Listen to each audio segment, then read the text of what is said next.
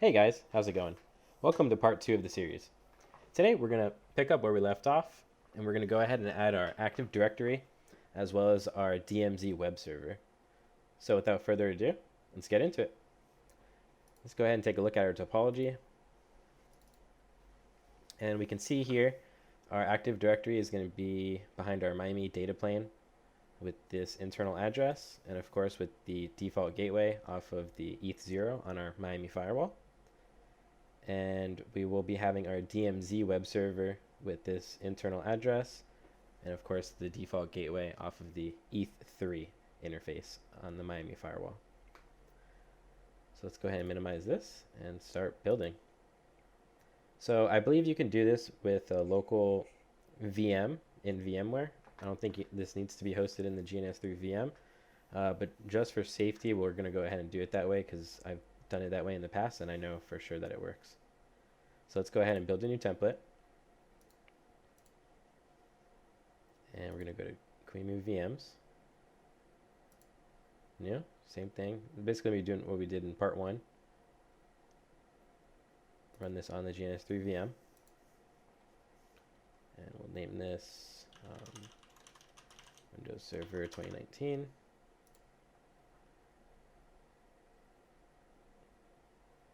And we can give it 2 gigs. So since we're going to want to take a look at the GUI, we're going to have to use VNC.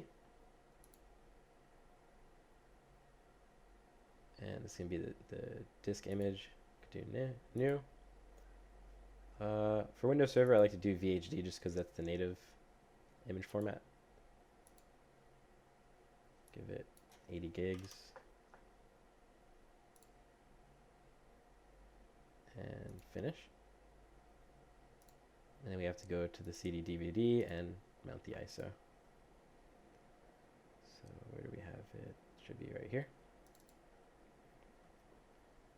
Go ahead and give us a minute or two. All right.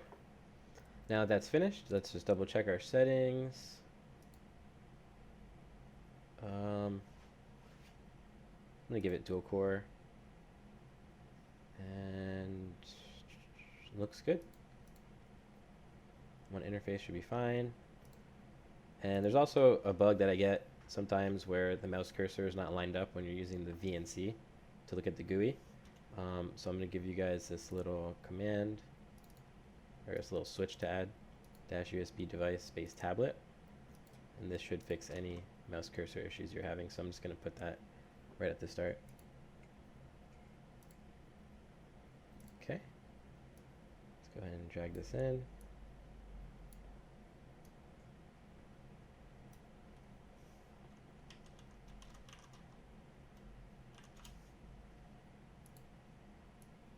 Go ahead and connect this bad boy and power it up. And then we'll console into it and we should be able to get the GUI. So as we can see here, looks good. So we'll just go ahead and sit through this installation and then set up the Active Directory. Alright, so it's pretty important here that you make sure to click this second option, Desktop Experience. Otherwise you won't have any graphical user interface on your Windows Server installation.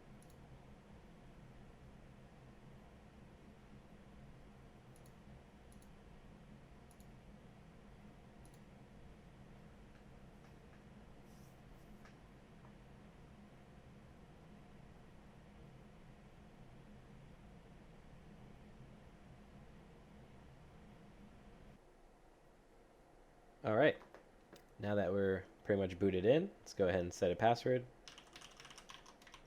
Make sure it's something you don't forget.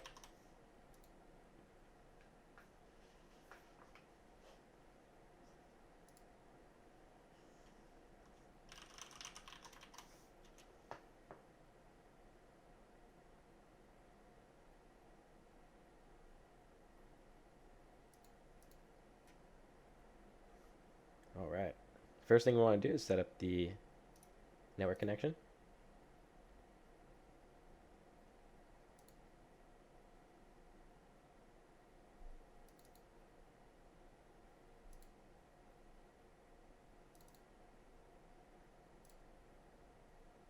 refer to our topology, 172.16.10.100.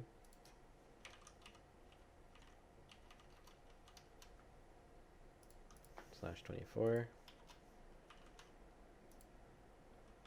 to .16.10.1, I believe.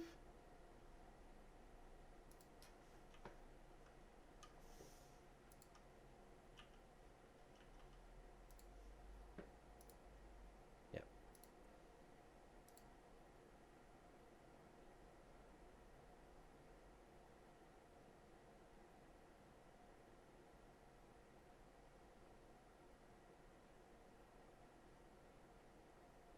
Okay, this probably can't go out just because we haven't created it as an object in our on our gateway, on our management, but it's fine. We can go ahead and fix that later.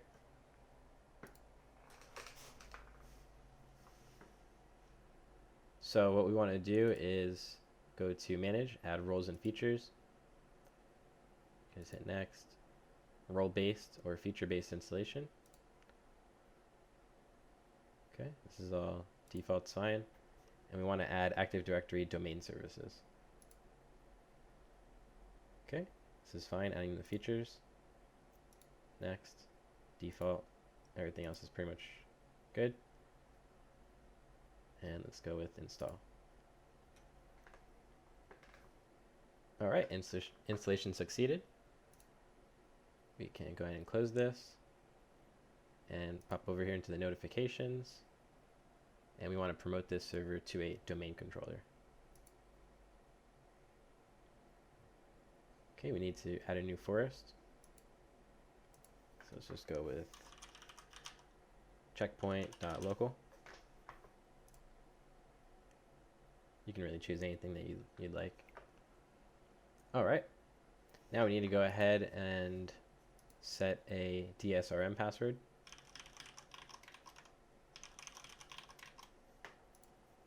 Next. That's fine, you can ignore that. And the rest should be default. Let's make sure this gets populated correctly. Yep, looks good.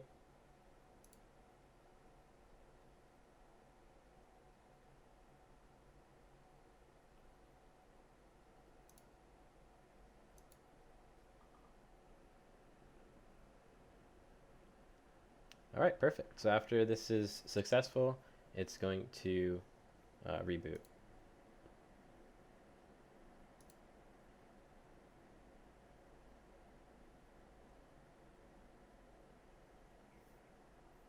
Okay, we'll wait for it to come back up. In the meantime, while we're waiting for this, just want to go ahead and make sure that your firewall is powered on and that your Windows endpoint is powered on.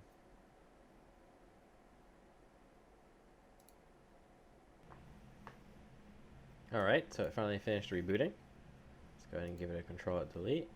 We can see here now it says checkpoint / administrator, which is a good sign.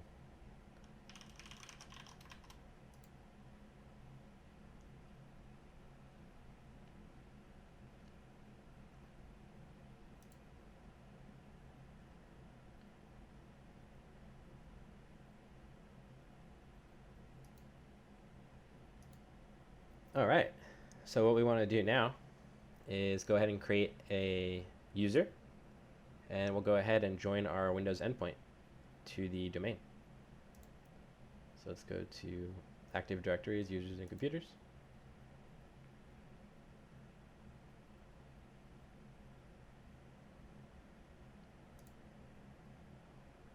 Okay, we'll go to Users. You can just pop one in here, it's no big deal. Go to New, User. And we'll do Billy Martin. We'll do B Mart will be his, or B Martin. Next, give him a password.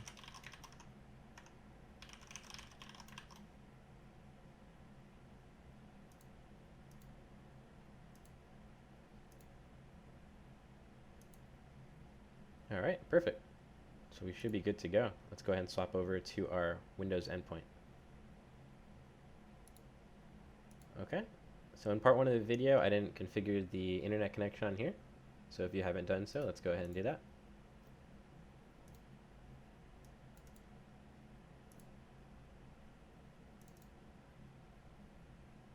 Okay, so based on the topology, it's going to be 172.16.10.200 with the default gateway, of course, off ETH0. And the DNS server, instead of quad 8, we're actually going to point now to the AD server that we just configured. So that's going to be 172.16.10.100. Okay, so we'll do 172.16.10.200. This is fine. We'll do 172.16.10.1. And this is going to be 172.16.10.100. Should be good.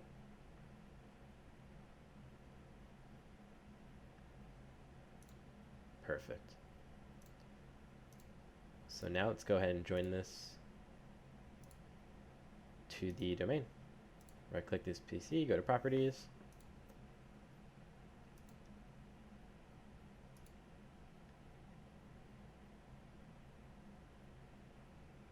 And we didn't create a computer object, but it should be created automatically once we join it.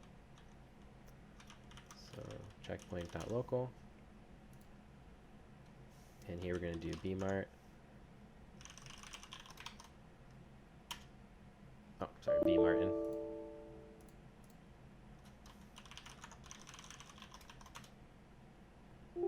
And there we go. Welcome to checkpoint.local domain. Go ahead and reboot and see if we can log in. And of course, Windows Update never fails.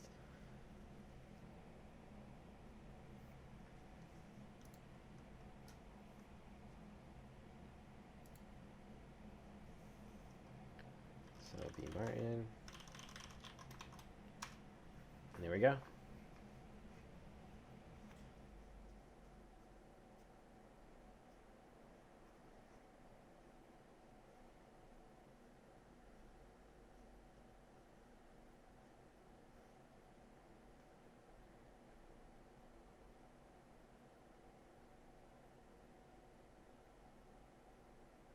Excellent. All right, so that's it. We set up our Active Directory domain and joined our Windows 10 endpoint.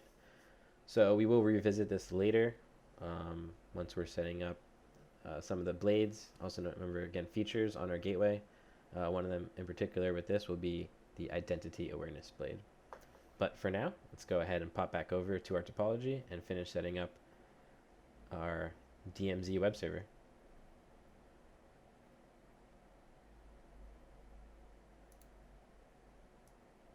So to do that, we're going to do the same thing. Create another template. Create a VM, new.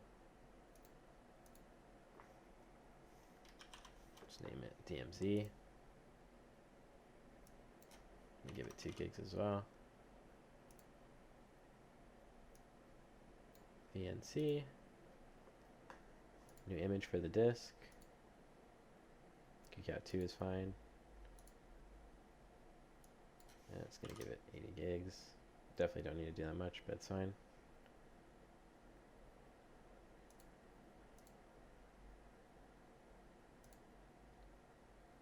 Okay, and since this is VNC, I'm going to give it the switch that we used earlier for the mouse cursor issues. And we'll go ahead and mount the Ubuntu ISO of your choice.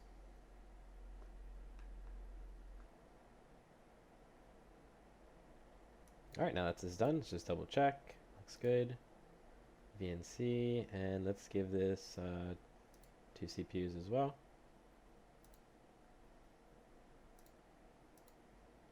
And drag this bad boy into our topology. This is going to go off another interface. So we're not connecting that to the switch, just make sure. And let's confirm. It's going to go off ETH3. Should be, yeah, the only one remaining. Cool. Let's go ahead and power this on and console into it.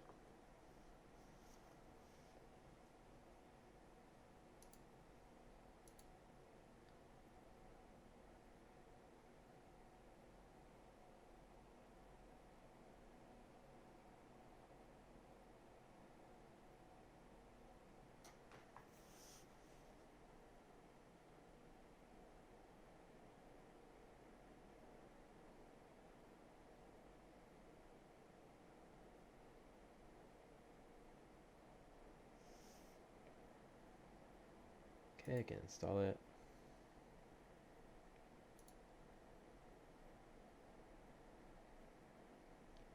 Just do minimal. And graphics and Wi-Fi hardware. Nah.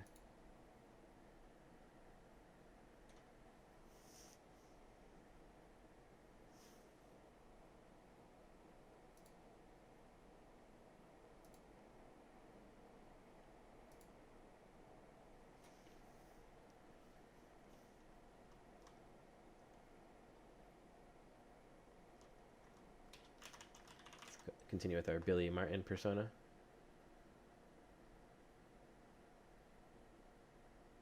Actually, let's just do admin. Keep it simple.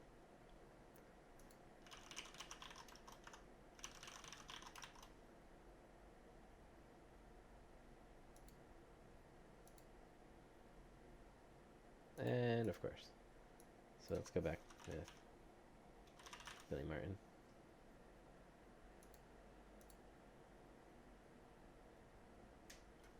It says please remove the installation medium, then press enter.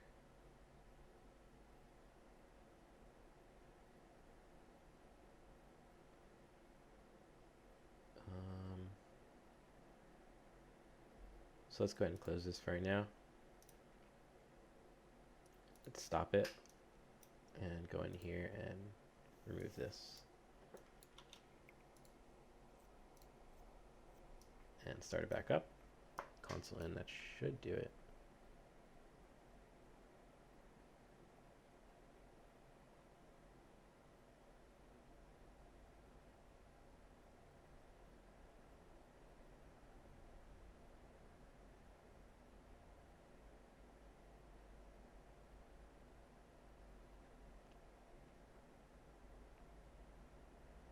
There we go. Perfect. All right, so let's go ahead and get the Apache web server set up. Actually, first let's go ahead and connect it to the internet. So go here, wired connection 1.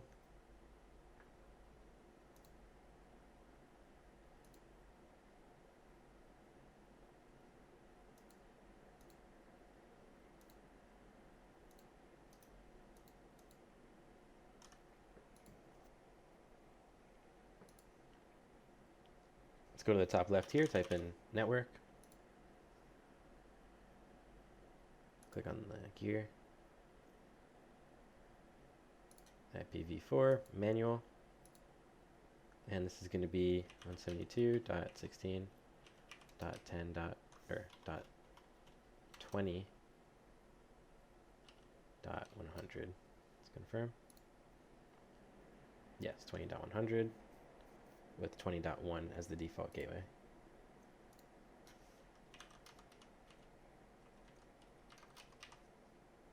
And /24.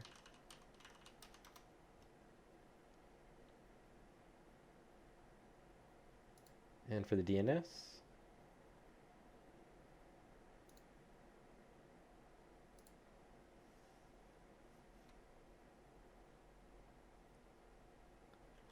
let's just give it quad 8 for right now.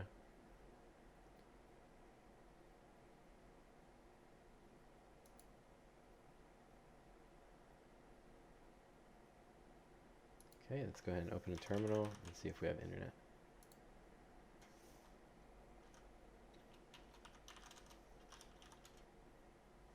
No. All right, so let's go ahead and fire up our management machine and we'll take a look and see what's going on.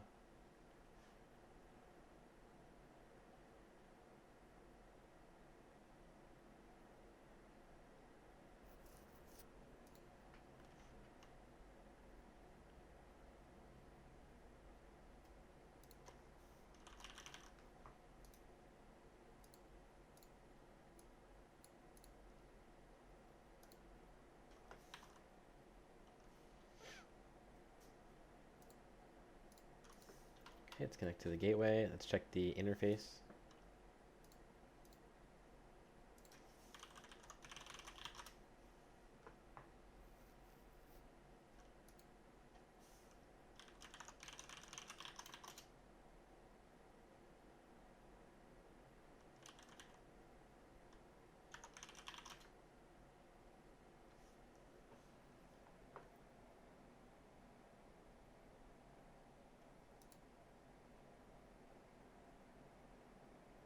Okay, E3 172.16.20.1. .1,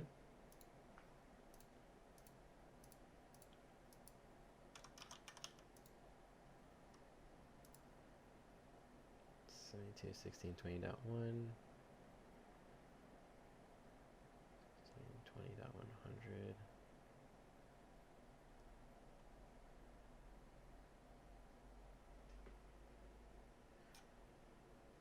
Let's go ahead and fire up Smart Console and create an object.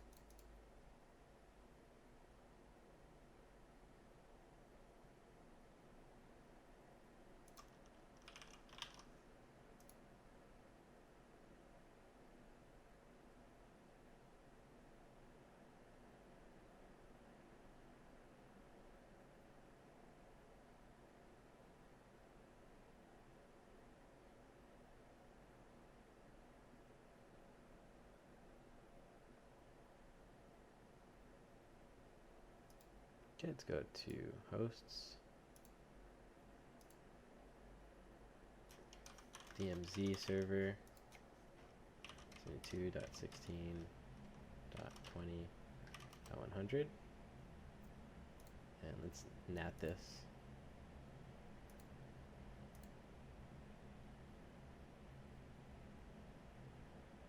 Okay, and let's push policy.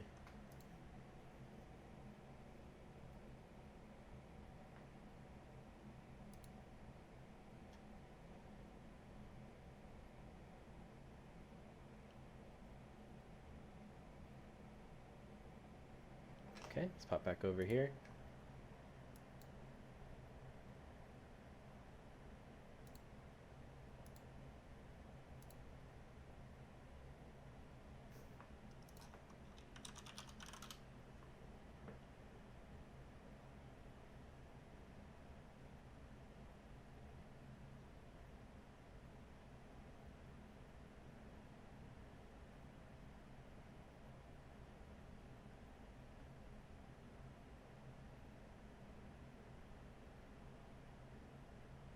And there we go. We have internet. Let's just try to ping out. There we go. Cool.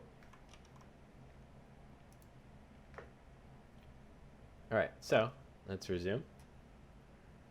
We can go ahead and open up a terminal.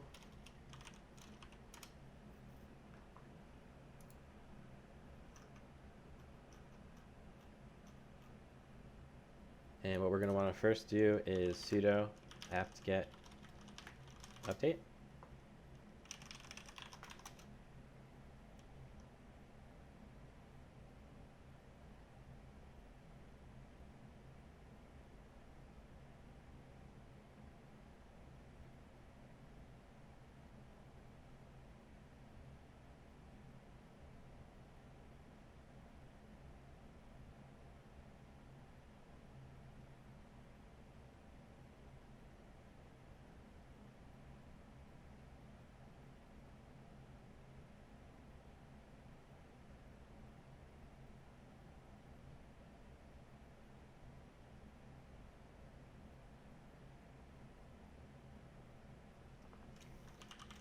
See, looks like some errors, but let's see if this works. Apache 2.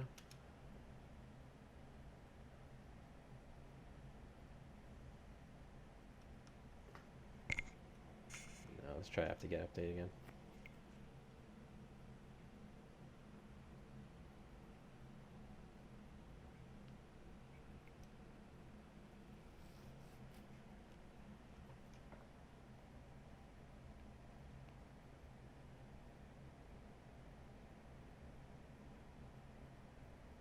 Okay, it seems to be working this time.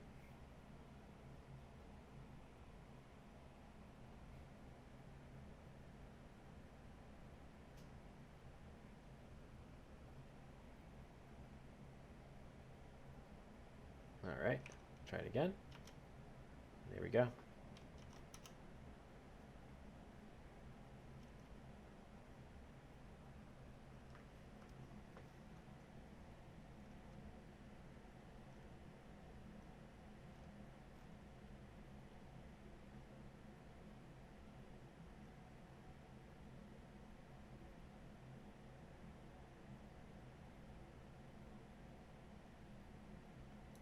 And that's it. The Apache server should be set up. So first, let's go ahead and create a firewall rule. Sudo ufw allow Apache full. Okay, and then do sudo ufw status to confirm. Oh, well, it's not running. Let's do start.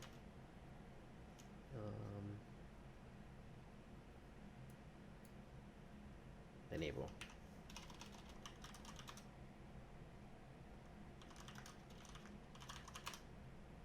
Okay, we have it Apache full, which is the service, and it's allow.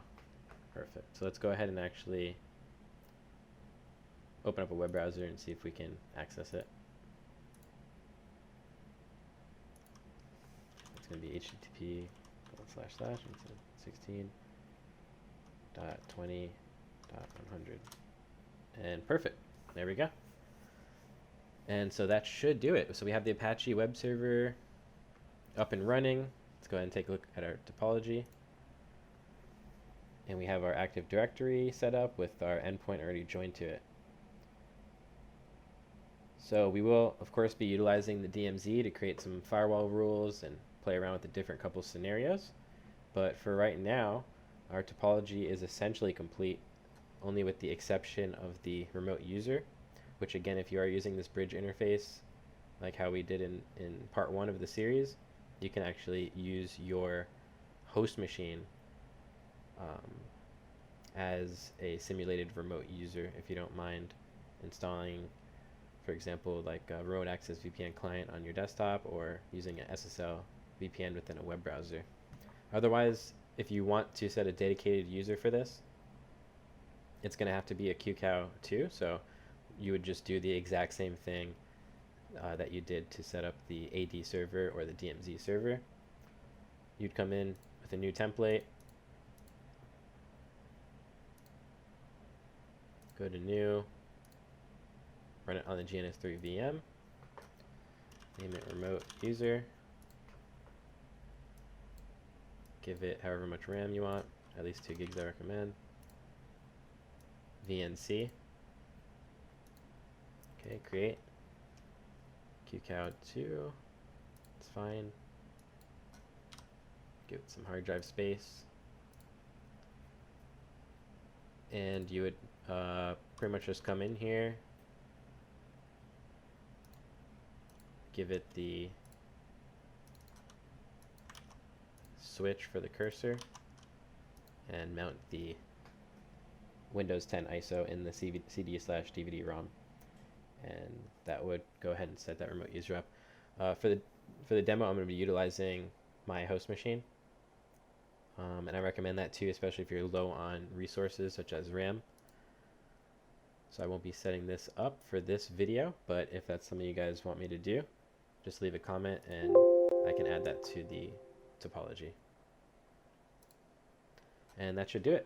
Thanks for tuning in, guys, and I'll be seeing you guys on episode 3, and we'll be going over a couple cool scenarios and looking at some of the blades on the firewall. All right, take care and have a good one. Bye-bye.